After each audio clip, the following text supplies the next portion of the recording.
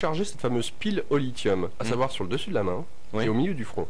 Ce qui est intéressant. C'est très intéressant, ouais. Autre chose, puisque là on parle de Notre-Dame de l'Apocalypse avec le Soleil. Effectivement, la NASA et puis tous les spécialistes qui observent le Soleil à l'heure actuelle... de plus en plus, là, je veux dire, la presse anglaise, la presse néo-zélandaise, je suis même pas revenu dessus parce qu'on va me dire que j'en fais trop.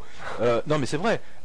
Donc je veux pas non plus rentrer dans le catastrophe, mais je veux dire, depuis un an, il y a des articles à foison sur les tempêtes solaires qui vont nous arriver en 2012. Ça, c'est clair. Voilà, donc le Soleil viendra à finir son cycle de 11 ans aux alentours de 2012-2014, effectivement, et que lorsqu'il arrivera à son paroxysme, donc d'ici 2 ans, 3 ans, et bien effectivement, à ce moment-là, il y a de grands risques à ce qu'il y ait une explosion solaire qui vienne toucher la Terre, et tout notre système électronique, nos satellites, et bien entendu, si ces micropuces sont implantées, admettons, sous la peau à ce moment-là, et bien la pile au lithium viendrait à éclater, ce qui laisserait à suppurer quoi, le dessus de la peau, tout simplement, et puis on viendrait à être empoisonné, parce que le lithium va effectivement contaminer tout le corps. Contaminer tout le corps, donc effectivement, ça va bien dans le texte de Jean.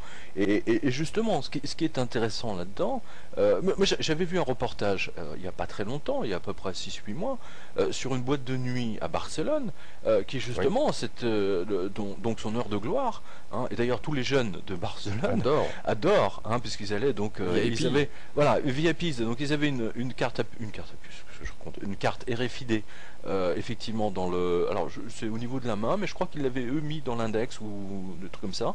C'est minuscule et effectivement donc ils rechargeaient cette carte et donc ça leur permettait de commander à boire au bar, donc simplement en passant le doigt comme nous on fait avec notre carte Navigo, et donc ça a donné un buzz, comme on dit, sur cette boîte de nuit absolument colossal, et tout le monde se faisait pucer, c'est le cas de le dire.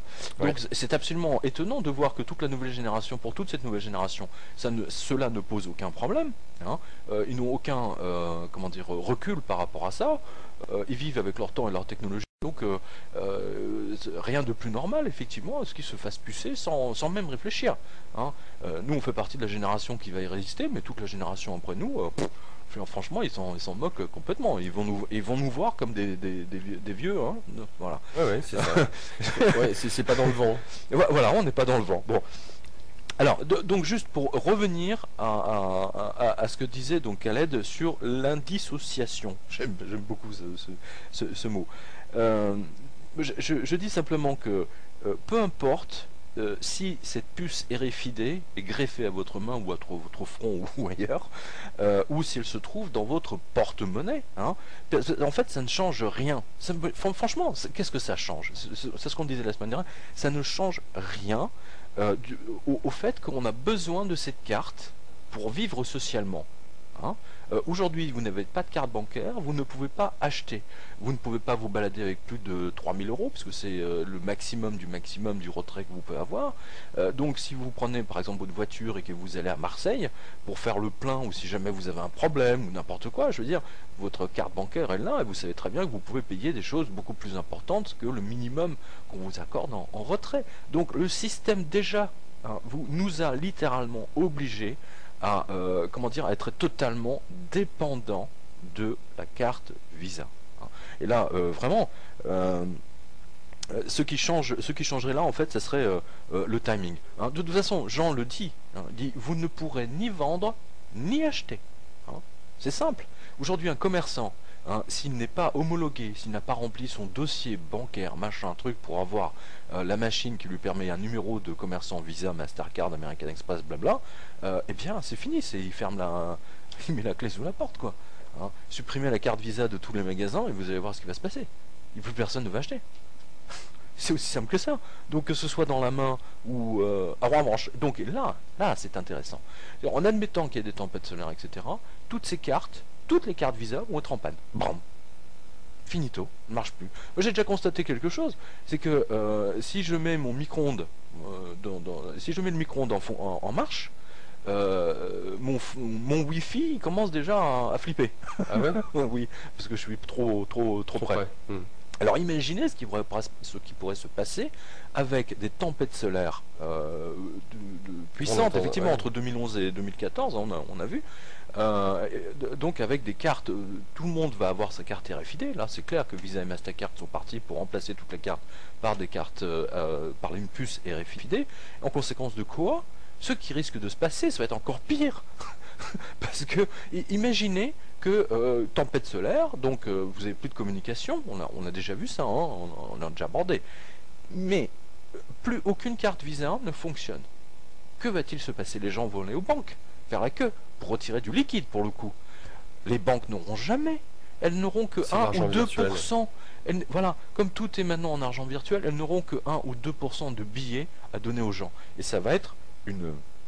Quand je dis pagaille, je suis en dessous de la réalité. Donc là, c'est vraiment intéressant. C'est une... Khaled, en tout cas, a le mérite d'effectivement d'avoir fait le lien sur quelque chose là que j'avais pas vu, qu'enfin on n'avait pas vu. Et je trouve ça extrêmement intéressant. Donc j'invite nos auditeurs, nos lecteurs et auditrices et lectrices à nous donner d'autres analyses si elles en ont ou s'ils en ont. Parce que c'est vraiment passionnant. Je trouve ça passionnant. Et en même temps, je suis toujours, je le dis, en admiration devant l'ange qui a montré tout ça à Jean il y a 2000 ans. Ça, c'est vraiment fabuleux. Et je crois qu'on peut lui tirer notre chapeau. Alors, tiens, j'enlève le Alors, en même temps, alors ton livre s'est retrouvé sur une toile, un tableau. Ça aussi, c'est intéressant. Ah oui, c'est incroyable.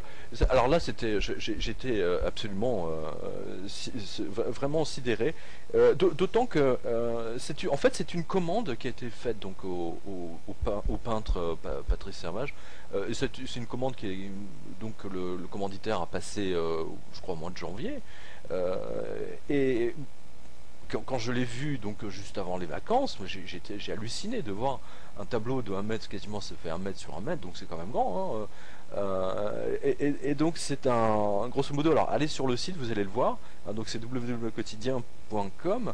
Alors il y a un lingot d'or sur une table très à l'ancienne, hein, une table qui vient manifestement d'écraser une liasse de dollars comme des vulgaires cafards et un liquide gluant vert. C'est cool du papier, du dollar, hein, de la monnaie verte. Hein. Donc tout un symbole voulu par le commanditaire qui a expliqué au peintre comment il voyait la scène du dollar écrasé. Alors c'est clair que visuellement c'est une réussite totale de ce plan-là. Mais imaginez ma surprise effectivement en découvrant mon livre, hein, 777, avec effectivement le tableau de Van Eyck, si je me souviens de son nom, donc presque 4 fois plus grand, posé à côté des dollars mourants, des dollars mourus. Un tableau donc qui parle de lui-même et dont le message est si provoquant, si visuel et surtout tellement d'actualité, hein, qu'il en est perturbant. Hein, donc c'est Monsieur G, hein, qui a commandé ce tableau. Alors voici son explication. C'est intéressant parce que ça date de juillet. Il m'a donné ça au mois de juillet ou au mois d'août, je ne sais plus. Il dit: ce tableau traite de la catastrophe économique à venir avec un lingot d'or qui prend sa revanche sur le dollar. Alors entre parenthèses, il nous dit: après sa défaite, lorsque Nixon a révoqué les accords de Bretton Woods en mars 1973.